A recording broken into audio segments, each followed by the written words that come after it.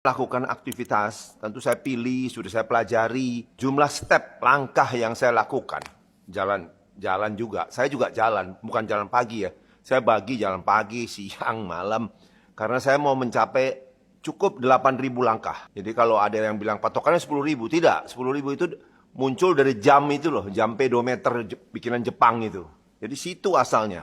Sebenarnya berdasarkan penelitian-penelitian untuk mendapat manfaat kesehatan dari berjalan ya, itu cukup 8.000. Anda ingat, karena tidak cukup. Bagi penggemar jalan, lakukan terus, tapi ingat, jangan berlebih-lebihan juga. Ada yang sampai 20.000, 25.000, semua yang berlebihan tidak baik. Kita kan bilang latihan itu selalu T3, tepat, teratur, dan terukur. Karena ingat, tidak bisa diselesaikan semuanya hanya dengan berjalan kaki. Karena itu kan kardio lambat, mesti ada kardio cepat lagi. Mesti ada satu lagi yang paling penting. Udah tahu jawabannya? Latihan beban. Ototmu itu loh menyusut. Ya, jadi harus dilatih.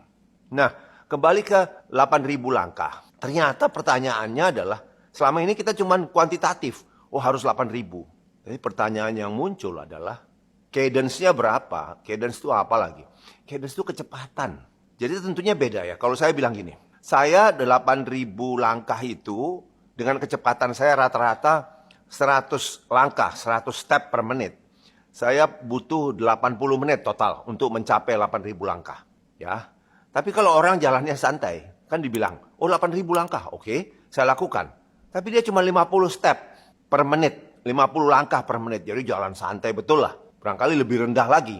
Itu akan makan waktu 160 menit. Berarti 2 jam 40 menit. Selama ini orang berpandangan, ya udah, pokoknya 8.000. Ternyata tidak. Jadi ada penelitian, nanti studinya saya tempelkan ya, saya lampirkan. Itu di jurnal gerontologi. Gerontologi itu ilmu yang mempelajari orang berusia lah ya. Dan ini dari tahun 2022, penelitiannya adalah melibatkan orang dengan rentang umur 61 sampai 71 tahun. Jadi apa yang dinilai? Dinilai itu jumlah stepnya memang ya. Jadi itu berkaitan dengan kecepatannya. Jadi begini, hasil penelitiannya ini dibagi 4 grup. Grup pertama adalah yang disebut sedentary. Sedentary itu artinya termasuk golongan yang tidak aktif berolahraga. Ya. Ternyata itu adalah yang melakukan jalan di bawah 5.000 langkah per hari. Jadi kalau di bawah 5.000 langkah itu sama aja Anda dianggap orang yang diem nonton TV melulu. Itu. Ya. Karena apa? Karena dalam kegiatan sehari-hari rupanya udah segitu. Itu golongan pertama adalah sedentary, di bawah 5.000 langkah. Golongan kedua disebut low active, jadi aktif rendah. Itu berapa? Itu dari 5.000 sampai 7.499. Ini low active. Golongan ketiga ini yang kita tuju, yaitu golongan aktif. Dari 7.500 langkah sampai 9.999 langkah. 9.999 langkah. Nah, yang keempat itu adalah highly active. Itu 10.000 ke atas. Apakah perlu? Menurut saya nggak perlu. Ya. Tapi ini penelitian ini ternyata membandingkan jumlah langkah yang tentu berkaitan dengan kecepatan ya, kecepatan langkah itu. Dibandingkan terhadap apa? Dibandingkan terhadap arterial stiffness. Jadi kekakuan pembuluh darah. Artinya apa? Kalau pembuluh darahmu kaku itu pasti arteriosklerosis.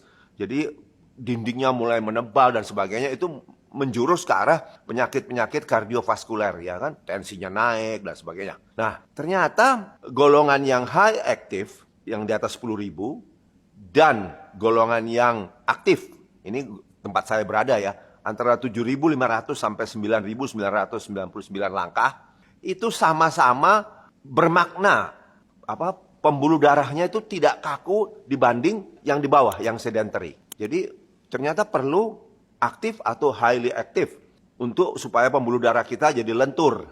Tapi tentu kalau ada dua pilihan gini, ngapain kita highly active ya? Kita aktif saja. 7.500 sampai 9.999.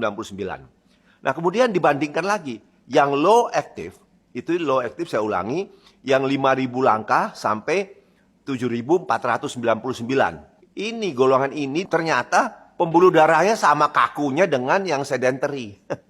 Jadi ini jalan juga sampai 5.000 sampai 7.400 tuh.